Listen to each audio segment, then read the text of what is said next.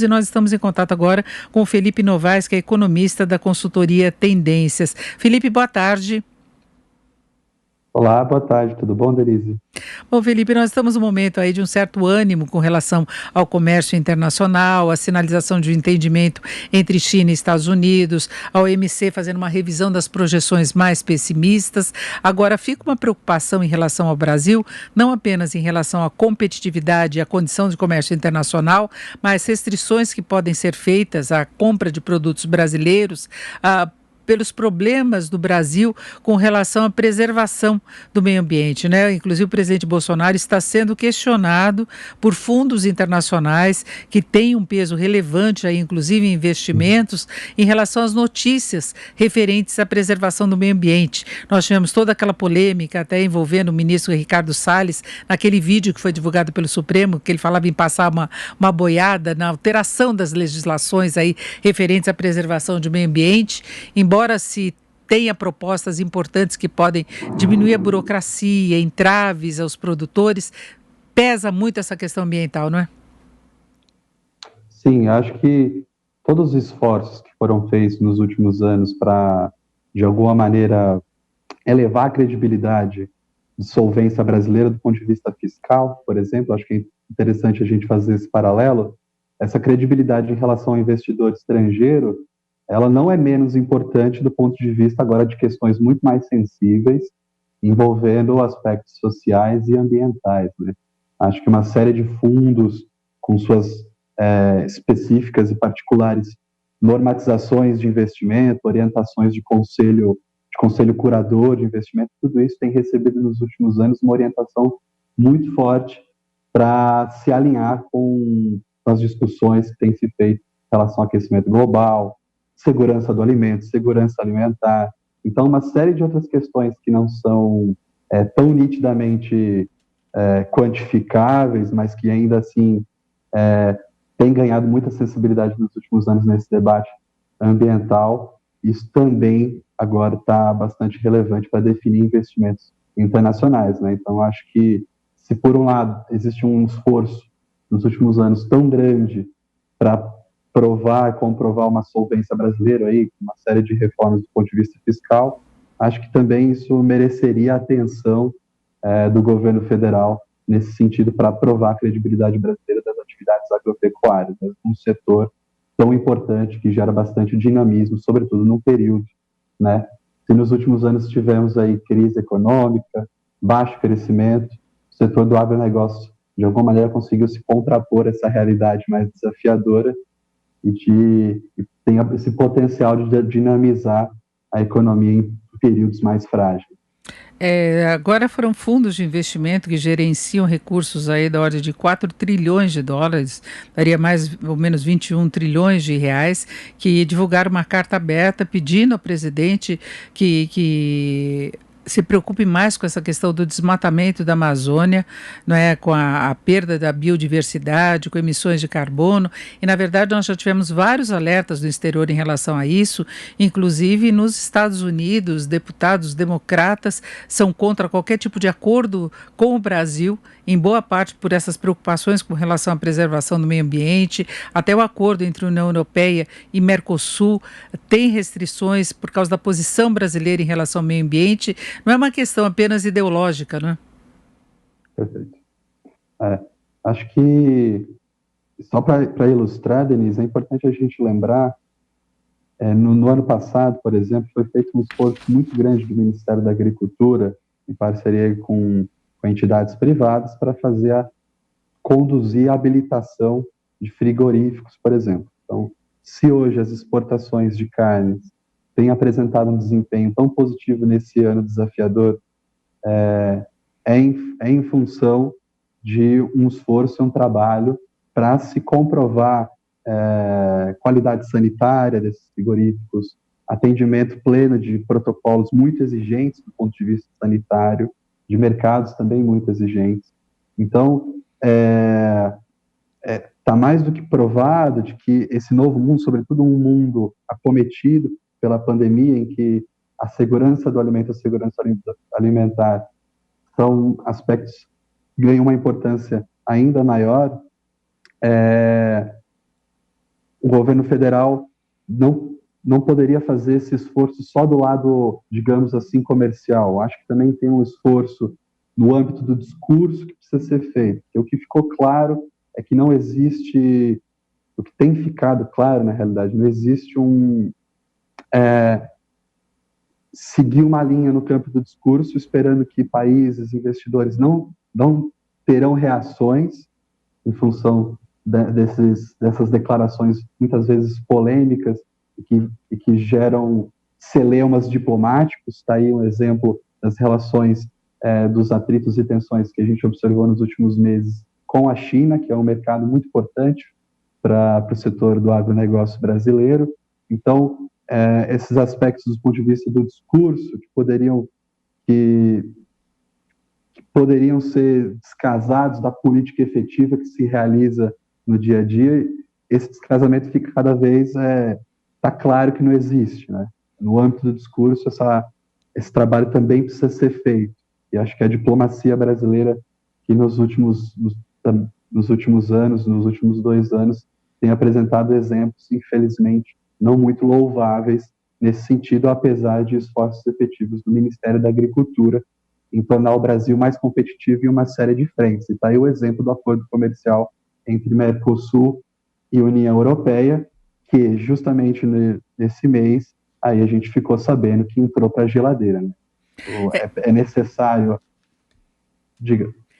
Felipe, eu ia chamar a atenção exatamente para essa posição diferente. Enquanto o meio ambiente quer uma flexibilização maior das regras e entra nesses embates em torno de questões ambientais, a agricultura tem o papel oposto. Eles querem garantir maior produtividade nas condições atuais, contando com esse selo de qualidade do produto, que teria essa preocupação com preservação de meio ambiente, com o não desmatamento. É a posição inversa que nós deveríamos ter, que o papel dos dois ministérios, ou talvez uma posição conjunta, mas chama atenção a diferença do discurso, né? Eu acho que, inclusive, e aí voltando no âmbito do discurso, existe a criação de dilemas que são falsos ao final, né? Falso no sentido de, por exemplo, quando a gente fala de se salvar a economia ou a saúde, a gente já demonstrou muito claramente que é um dilema falso, por exemplo. E eu acho que, na mesma medida, a gente pode aplicar paralelamente ao meio ambiente, né? Está mais do que provado que resguardar os nossos recursos naturais, empreender em atividades que não só respeitem o meio ambiente, mas de alguma maneira também consigam virtualizar e compatibilizar crescimento econômico com a devida preservação, não só ambiental, mas social também. A gente sabe que isso é um falso dilema, é possível fazer as duas coisas, existem exemplos efetivos hoje na realidade brasileira econômica.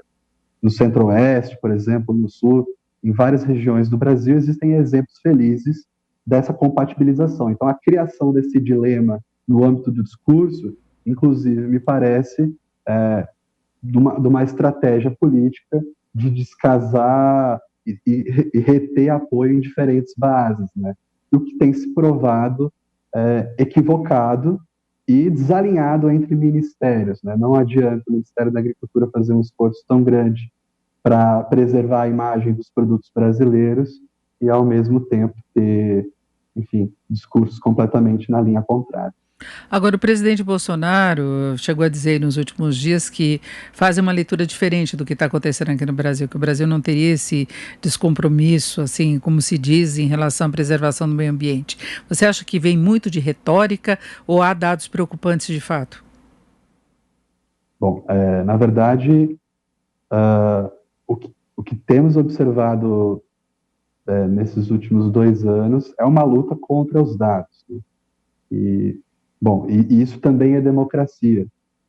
Grande parte da democracia dá atenção aos dados, dá atenção à ciência, o devido valores do trabalho, por exemplo, órgãos como o IBGE, como o INPE, e no caso é o que nos interessa aqui nesse debate sobre o meio ambiente. Então, o INPE ele tem basicamente 2 grandes ferramentas de acompanhamento de desmatamento, que é o ponto sensível que a gente está debatendo aqui. Um é um acompanhamento menos preciso e mais em tempo real, mais de alta frequência, que é um acompanhamento mensal, e tem um fechamento que é feito no ano entre agosto e julho, né? que é um calendário aí que casa com as condições climáticas da região amazônica. No apontamento anual, no fechamento anual já do ano passado, foi nítida a tendência de alta do desmatamento. E desde então, no acompanhamento mensal, essa tendência de alta se mantém. Então, dá para dizer que essa tendência ela tem uma consistência, não foi algo esporádico, alguma coisa está acontecendo ali na região amazônica que incentiva desmatamento. Acho que, de alguma maneira, o governo federal, além da retórica, vem empreendendo, vem dando alguns sinais, e acho que, felizmente, em reação a essa pressão social, midiática, mas principalmente a pressão a pressão econômica, efetivamente dizendo, né? E inclusive já montou uma força-tarefa junto com o Exército aí no comando do Hamilton Mourão para fazer aí uma contenção dessas práticas ilegais no bioma da Amazônia. Então, teve aí a partir de maio o governo federal colocando o Exército, um contingente de profissionais do Exército para fazer esse trabalho com alguns resultados, mas que, ao que temos visto, o esforço precisa ser bastante grande para reverter essa tendência que está bem clara. E o que os especialistas da área ambiental já dizem é que o próximo fechamento anual, o levantamento de satélite mais preciso, de novo, deve trazer uma alta significativa de desmatamento. Então, não é algo esporádico, não é uma queimada aqui ou acolá, de fato, tem algo acontecendo e parece que as políticas ambientais por parte do governo federal implementadas, ou a despolítica, ou a estruturação e a atenção que se dá para além de recursos financeiros, né? Mas estou falando de política pública mesmo que se efetiva para a proteção ambiental, acho que já estamos vendo os retornos que, no caso, são negativos.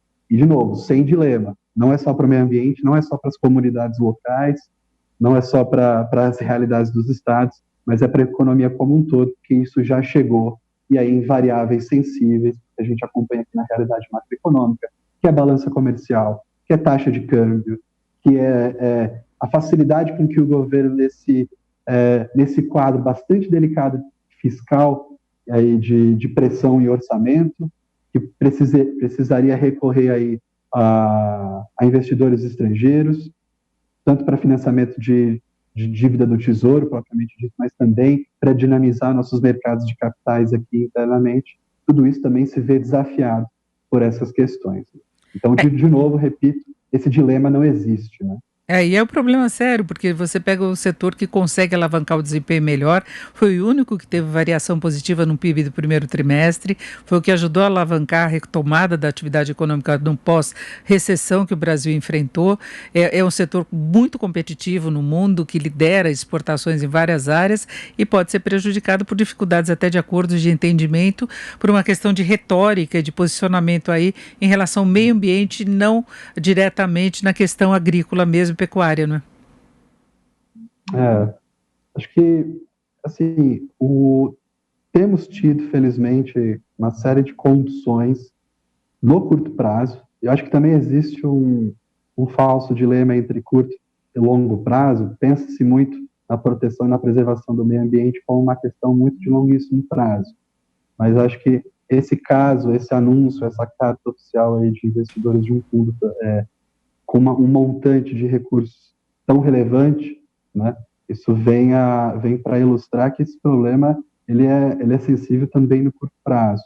Mas pensando também no quadro que se desenha atualmente aqui no Brasil, com uma taxa de câmbio bastante desvalorizada, então o real depreciado em relação ao dólar acaba conferindo uma competitividade maior dos produtos agropecuários. Então, nesse ano, apesar de todos esses celeumas, todas essas discussões, apesar da pandemia, que desacelerou bastante, desaqueceu bastante o comércio internacional de uma série de produtos, com destaque para produtos industrializados, mas a gente sabe que a realidade de comércio para alimentos é outra. O fluxo internacional de alimentos ele é mais resiliente nesses momentos, até porque as pessoas precisam comer, né? E o Brasil ele é um grande ela é um grande abastecedor mundial nesse sentido, de carnes, grãos. Então, de alguma maneira, tem tido uma série de condicionantes que atuam favoravelmente para o setor nesse curto prazo. Mas, para que isso se mantenha no médio e longo prazo,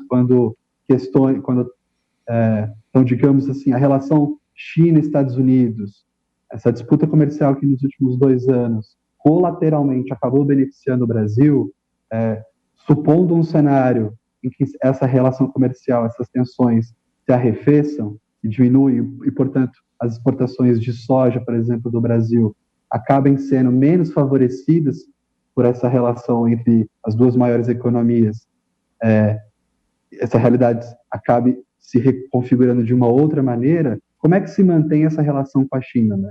Então, acho que para além desse quadro que atualmente não tem sido alarmante, a manutenção da relevância do setor do agronegócio precisa, sim, passar por uma diplomacia profissional, e aí eu acho que o papel do Itamaraty é decisivo nesse sentido. Eu digo profissional, acho que falar para além das ideologias não existe, né? Também é falso da nossa parte alegar que ideologia, políticas de governo, existe uma imunidade para isso. Acho que isso não existe, mas, de qualquer maneira, é preciso fazer um trabalho pragmático nesse sentido, sobretudo num quadro econômico bastante fragilizado, um mercado de trabalho bastante fragilizado, principalmente para profissionais em condições mais vulneráveis, de informalidade, em realidades que ficam adicionalmente mais desafiadoras num quadro de pandemia. Então, assim, não é um momento, está longe de estarmos num momento em que a diplomacia pode tomar esses luxos de uma retórica pouco pragmática, para dizer nada pragmático do ponto de vista econômico. Perfeito, conversamos aqui com o Felipe Novaes, que é economista da Tendências Consultoria. Felipe, muito obrigada. Uma boa tarde. Boa tarde, Denise. Tchau, tchau.